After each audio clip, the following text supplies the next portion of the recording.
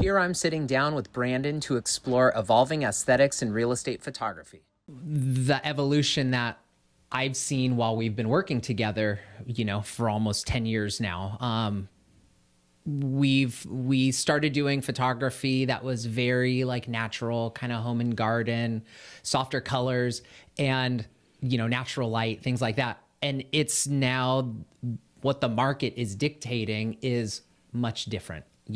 High use of HDR photos, for example, and we've had to change. Yeah, I mean, Daniel, you remember we were shooting kind of like editorial home and garden style, lifestyle-y. Really pretty. Yeah. Kind of, just kind of a different style using natural light and things like that when we first started.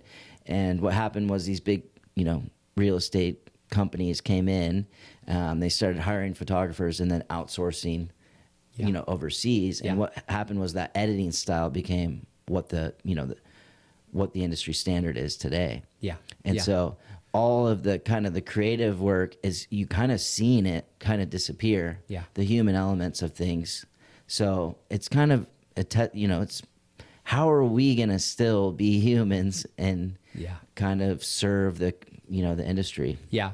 And I think what we've ended up having to do is still you try and kind of put a little bit of that touch on it and that spin on these photos while still, appealing to the masses, and still doing, wide angle shots and things like that. But having the houses actually look the way that they are and not having people see these photos that look beautiful and amazing. And then they come see the house and they're like, oh my God, this doesn't look anything like it.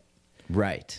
I think that's one of the biggest things that we've run into is, you go show this house and your clients are like, oh my God, this is so photoshopped and edited. Mm-hmm. It doesn't even look like the house anymore. And I feel like we've tried to still keep it looking the way that it actually looks. And some photos don't turn out as great because that's just the way the house looks.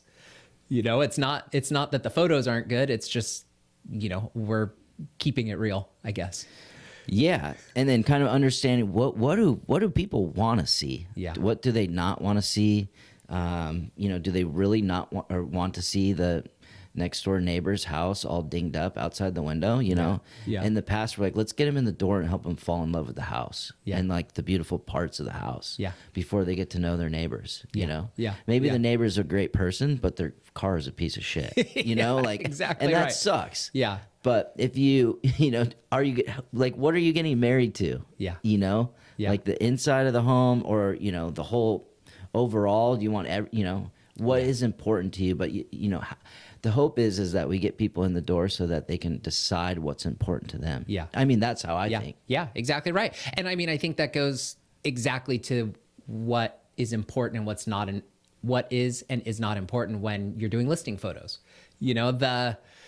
The details, the little nuances, that get people excited, when they walk in the house and they get this feeling, or if there's a beautiful kitchen, or even as silly as it may seem, if there's an amazing bathroom, that's just gorgeous. We want to highlight those details.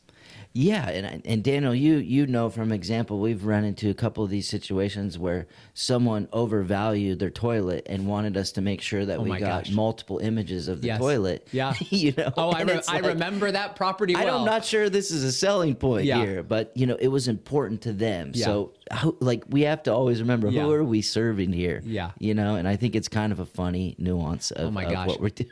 I totally forgot about that. I mean, that was like, the seller was there the entire time during photos, and the things that he was pointing out as items of importance, we would have not thought twice about.